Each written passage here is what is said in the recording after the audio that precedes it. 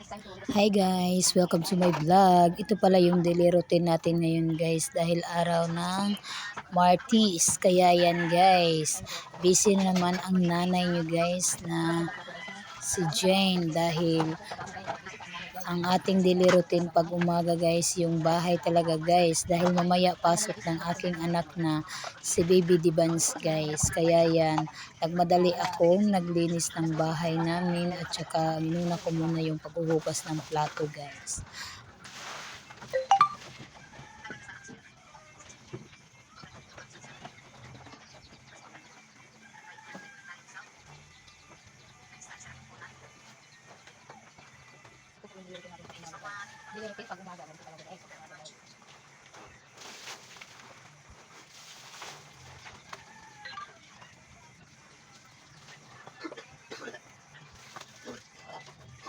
Yan guys, napinis na po yung paghuhugas natin ng plato guys. Kaya i-arrange na po natin yan guys. Dahil tapos na po siya guys. Pagkatapos kong naghugas ng plato guys, yun. Dahil yung ating sahig guys is namuti na guys. Kaya yan, kailangan ng lagyan ng floor wax.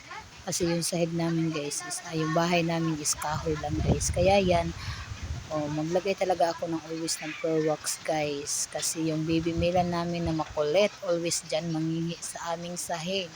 Kaya yan, tigsunod yung yaya niya guys. Kaya yan, nagmadali akong ng floor wax guys. Para mamayang alas 12 guys, pupunta na ako ng school doon sa aking baby Dibans.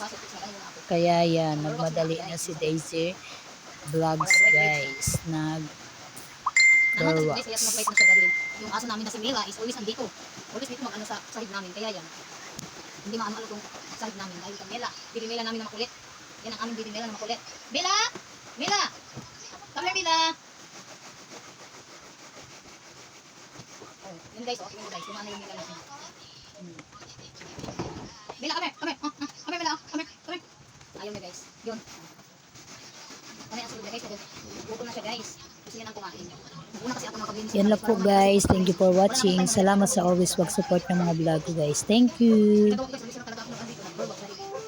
kaming anong alaga, si Baby Mela. Kaya yun, hindi maiwasan talaga guys. Ano si Baby Mela. Kaya yung ginagawa ko is always ako na floor wax. Floor wax talaga guys yung ano namin. Ano lang bahay namin, kapi lang. Kaya yan.